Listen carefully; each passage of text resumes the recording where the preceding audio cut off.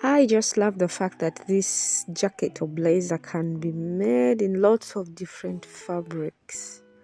So welcome back, my dear fashionistas, to Yvonne Winifred UG. Hope you are doing well. So now we are going to use the Ankara fabric, and it is here as you see, and my fabric is already folded into two, and I'm starting with the back piece. It is up to the hip line plus allowance of about 2 inches, and I've left an inch here at the side and on top half an inch. So it is the back piece, as I've said, and to start off I'm going to mark half of the shoulder measurement, which is 7.5 inches, plus half inch for joining the sleeve. And since I'm using a princess dart, I'll add 1 inch for the princess dart. You can even add some ease allowance of 1/4 inches. So I'm also going to mark 3 inches for neckline width, like that.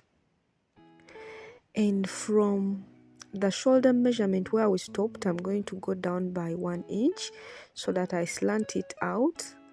The shoulder is already slanted, and right away I'm just going to add the joining allowance at the shoulder. It is just half an inch there.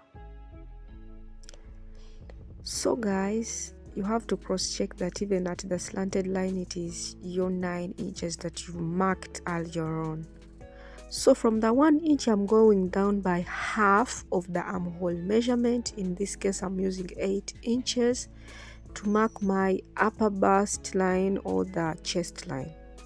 So I have to also make sure what I have at the shoulder line is what I have on this line, so that I mark a straight line for my armhole. So going forward, I'm just going to mark my horizontal lines. I have at 10 inches the bust line, and at 16 inches I'll be marking the waistline. So I'm just going to duplicate even this side so that I mark out my straight lines correctly, like that. So for the neck depth, I'm working with 1 inch, and it is a curved neckline, like that. So from this 1 inch that we slanted our shoulder, I'm going to mark the midpoint of the armhole line, like that, and using the nipple to nipple measurement of 8 inches, dividing it by 2, I get 4 plus half an inch. I'm marking at the bust line here 4.5 inches, at the waistline also 4.5, and at the hemline 4.5, which is the hip line. So I'm going to connect these points to form a straight line. At this point we are marking the princess dart, and then from the midpoint of the armhole line I carve out to join this line that I've marked, and that is the princess dart line. So dividing the bust measurement by 4, I added 1 inch for that and also 2 inches as the sewing allowance. So even at the waistline, dividing the waist measurement by 4 plus 1 inch for this dart that we've added, and the 2 inches for sewing allowance. I do that even at the hip line, then connect my points. I'll be using some lining, that is why I added 2 inches as the sewing allowance. So at the top here I'm just going to go up by 1 inch, and from that 1 inch I connect back into the hemline so that my sides are a little bit shaped, not too pointy. So guys, this back, I don't want a bulge at the waistline for my back, so I marked half an inch from the sides on this allowance that I left, and from that half inch I'm going to join to the hemline and on top here at the neckline to do away with that bulge that tends to, you know, form up at the back of any top or any jacket of a human being. So that's what I do. and my allowance is 1 inch, but you can even use half an inch. So now at this point I also carve out my armhole like that. So at this point, as you see, I'm just going to fold in, guys, this allowance at the back because I won't be using it for the front, but I'll cut it later after using this piece to cut out the front piece. So right away I also cut out everything that I've marked for the back except the princess dart. So moving on, the front piece is here, folded into two also, and it is a little bit larger than the back. So I'm going to put my back, as you see, on top of this new piece, and here I have an allowance of about 3 inches. So I'll be using only 2.5 for the lapel, but I added half an inch for turning the lapel with the lining. So the neck width, we are going to use the same, which is 3 inches from the center back. And then the neck depth for the front, I'm going to be using 3 inches, guys. But since I have half an inch as the joining allowance at the shoulder line, I'm going to mark 3.5. So I'm going to repeat the same curved neckline for the front also. So let us do that like that.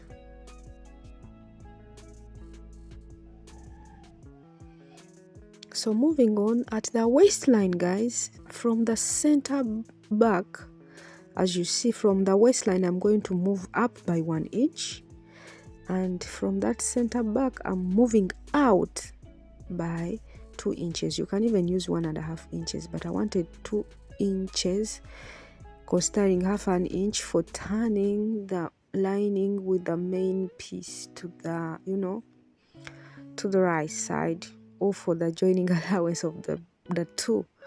So coming at the hemline here, I'm just going to move in, not out this time, but move in by 1 inch, and I'll just carve a little to connect to the 2 inches we've marked earlier, like this. At this point we are forming out our front piece, and now also from here I'm going to connect back to the 3 inches that we added from the center back, so that I form the lapel for my front piece. So simply that is all we do at the front, and then cut out using our back piece. And now I'm cutting out like this.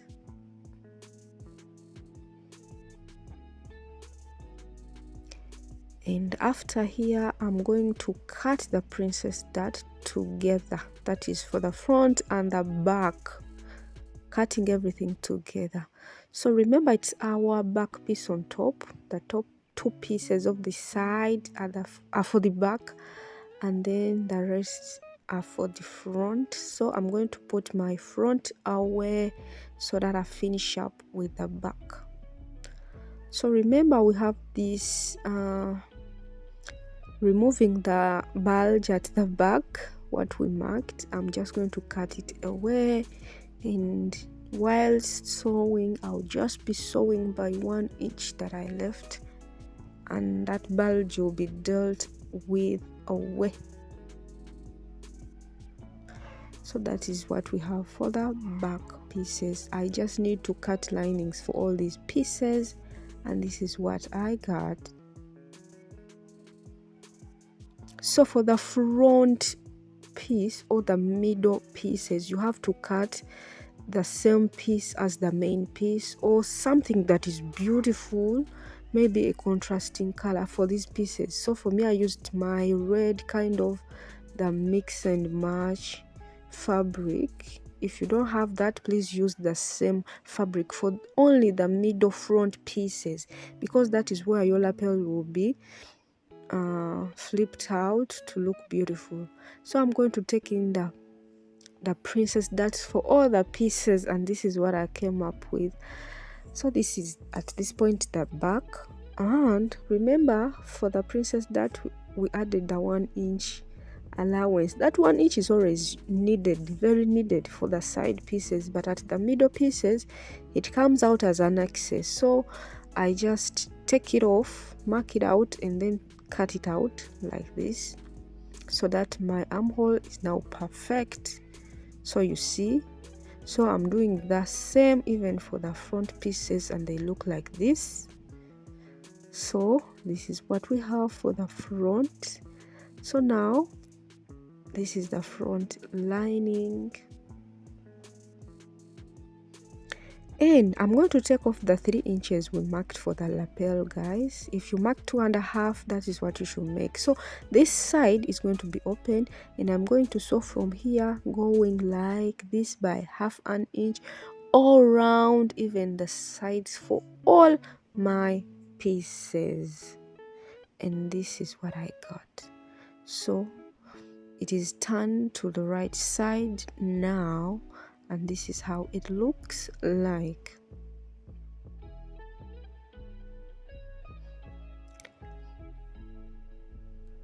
So, and this is the back also.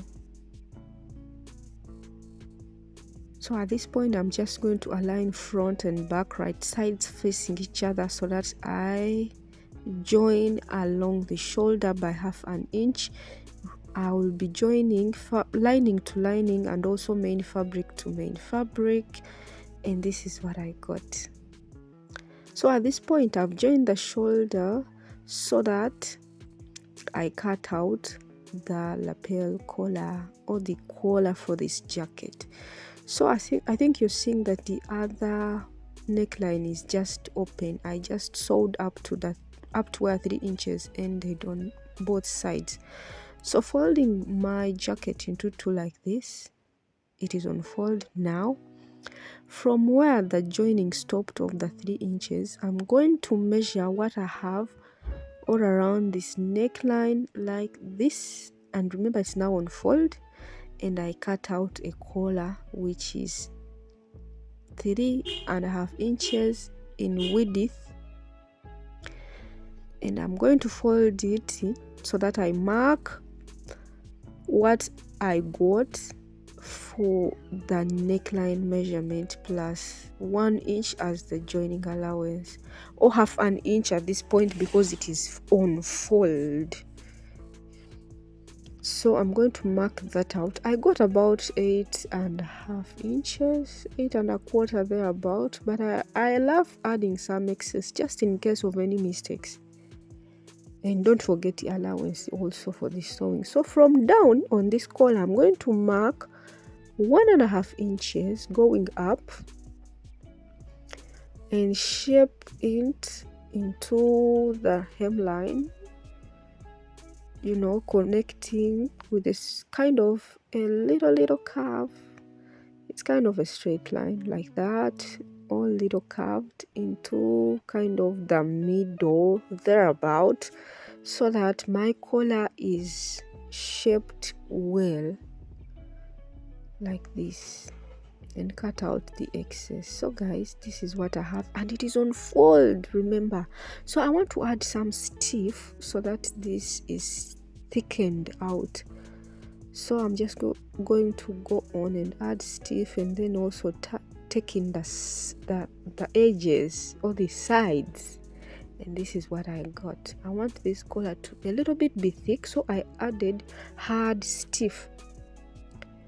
So this is what I have. I'm going to just, you know, flip it to the right side, and after I want to fold in the joining allowance of this collar to the main jacket. So it is 1/2 inch on either side like this, and I want to sandwich my jacket into this collar along the neckline, so that, you know, I just top stitch. It is so easy that way, but if you want, you can just add one side and also finish up with the other side, but I just love sandwiching it so that it is easier that way, and I'll do that. and the collar will be done. So now for the sleeve, guys, it's going to be just the simple sleeve. Fabric is also folded into two, as you see, and it is a long full sleeve. So starting right away, I'm just going to mark the cap's height, and it is 4 at this point, and then draw a diagonal line like this. By the remember on fold, this is 8. It is 8 inches, which is the half of the armhole measurement we are using plus the allowance.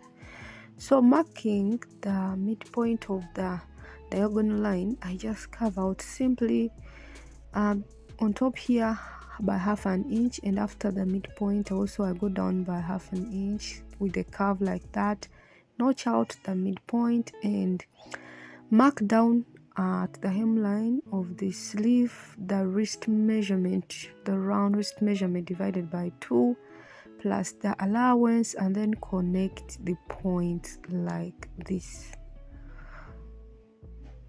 And then I just love, carving out this part of the sleeve like that, and simply after that cut it out. So I'm going to use this, cut out the other sleeve, add it to the main piece, finish up the entire jacket, and this is what I got.